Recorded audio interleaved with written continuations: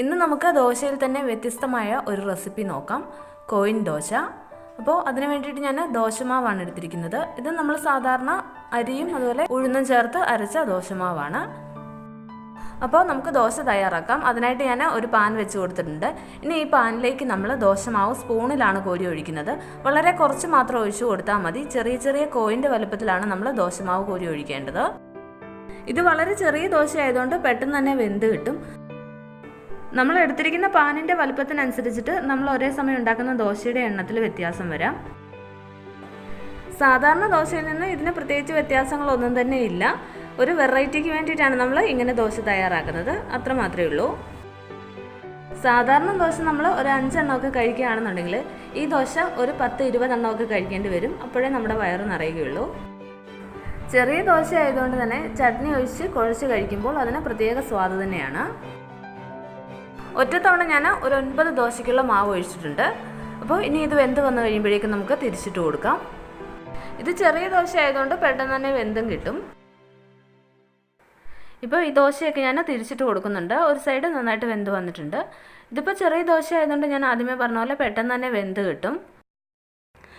ഇപ്പോൾ ഞാൻ എല്ലാ ദോശയും തിരിച്ചിട്ട് കൊടുത്തിട്ടുണ്ട്. ഇനി ഈ സൈഡും കൂടി ഒന്ന് വെന്ത് വന്നു കഴിയുമ്പോഴേക്കും നമുക്കിത് എടുത്ത് മാറ്റാം. ഇപ്പോൾ നമ്മുടെ first batch coin dosa ready ആയിട്ടുണ്ട്. അപ്പോൾ ഞാനിനി ഇതെടുത്ത് മാറ്റുകയാണ്.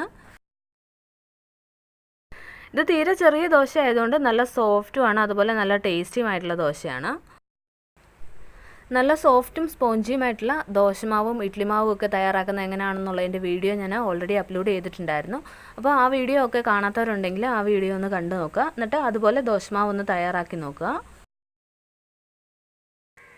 ഇപ്പോൾ ഞാൻ സെക്കൻഡ് ബാച്ച് ദോശയ്ക്ക് വേണ്ടിയിട്ടുള്ള മാവും കൂടി പാനിലേക്ക് ഒഴിച്ചു കൊടുക്കുകയാണ്. അപ്പോൾ നമ്മൾ എടുത്തിരിക്കുന്ന പാനിൻ്റെ വലുപ്പത്തിനനുസരിച്ചിട്ട് നമ്മൾ തയ്യാറാക്കുന്ന ദോശയുടെ എണ്ണത്തിലും വ്യത്യാസം വരാം. അപ്പോൾ ഇനി ഈ ദോശയുടെയും ഒരു സൈഡ് ഒന്ന് വെന്ത് വന്നു കഴിയുമ്പോഴേക്കും നമുക്ക് തിരിച്ചിട്ട് കൊടുക്കാം. ഇത് തീരെ ചെറിയ ദോശ ആയതുകൊണ്ട് കുട്ടികൾക്കാണെങ്കിലും കഴിക്കാനൊക്കെ ഒരു ഇഷ്ടം ഉണ്ടാവും. അപ്പോൾ അവരും കഴിച്ചോളും. അപ്പോൾ ഈ ദോശയൊക്കെ വെന്ത് വന്നിട്ടുണ്ട്. അപ്പോൾ ഇനി നമുക്കിത് പാനിൽ നിന്നും എടുത്തു മാറ്റാം. അപ്പോൾ ഇന്നത്തെ എൻ്റെ ഈ വീഡിയോ ഇഷ്ടമായെങ്കിൽ എൻ്റെ ചാനൽ സബ്സ്ക്രൈബ് ചെയ്യുക, വീഡിയോസൊക്കെ ഷെയർ ചെയ്യുക. ചാനൽ സബ്സ്ക്രൈബ് ചെയ്തിട്ട് അതിനോടൊപ്പം കാണുന്ന ബെല്ലൈക്കണിലൊന്ന് പ്രസ് ചെയ്ത് നോട്ടിഫിക്കേഷൻ കൂടി എനേബിൾ ചെയ്യുക. അപ്പോൾ ഞാനിടുന്ന എല്ലാ വീഡിയോസിൻ്റെയും നോട്ടിഫിക്കേഷൻ നിങ്ങൾക്ക് കിട്ടുന്നതാണ്. താങ്ക്